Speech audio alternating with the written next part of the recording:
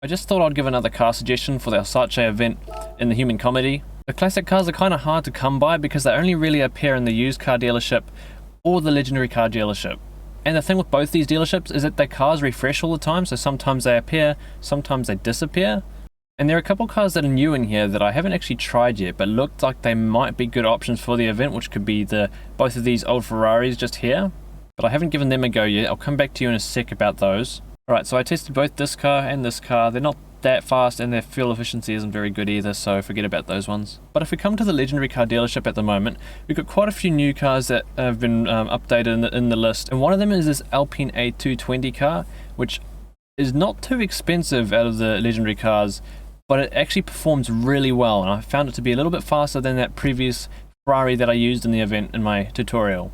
I also gave this Mercedes a go, but it's so heavy and it just isn't very fuel efficient, so I found the Alpine to be actually quite a decent option. It's really light, and with it being a race car design, its handling is generally better than your average road car, so it's a pretty good choice for doing this event. Here's what I've got for the setup for the car. I've just got it under the limit of 450 pp. The only things I bought for this car was the fully customizable computer, the ballast and the power restrictor, and the fully customizable racing transmission. I just put that to 240.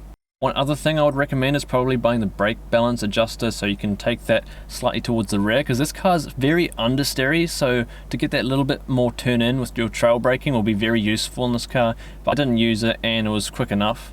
And for this race, I run the fuel map on number 3 and traction control on number 1 with this car. It seems to have slightly better fuel usage than the Ferrari I used in my tutorial, so you shouldn't risk having to stop before the line at the end of the race. You should be able to make the end of the race quite easily. And overall, the car's very, very easy to drive. It's very stable. Only if you push the car a little bit too fast into the turn, you might get the rear stepping out a little bit on you. Otherwise, it's actually very understeery. Just be prepared to brake a little bit earlier so that the car can turn in. And on a decent run, I should be able to get to first place before the end of the first lap, and we should just take off from there. So we're already halfway through the lap, 3rd position. If you watch that tutorial lap that I give you in my guide for this race, you should be able to follow most of the same braking points in this car, just maybe in some corners brake just a little bit earlier, be a bit more patient because this car is a bit more reluctant to turn in.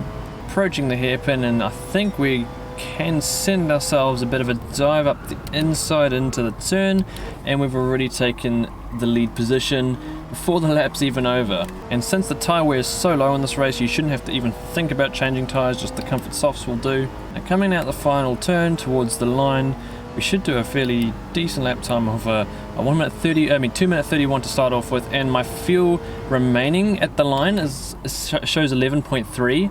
In the Ferrari, when I got to the line, it was showing 11.1, so this car is a little bit more fuel efficient than that Ferrari was. Just remember to run it on fuel map number 3. And yeah, I think I'll end the video there. I just thought I'd suggest this car because it's a pretty good option for this event right now. So if you're watching this video late in the future, you may not be able to pick up this car. There might be another option. But for now, this one's looking pretty good. As always, thank you guys for watching, and I'll catch you in a video soon.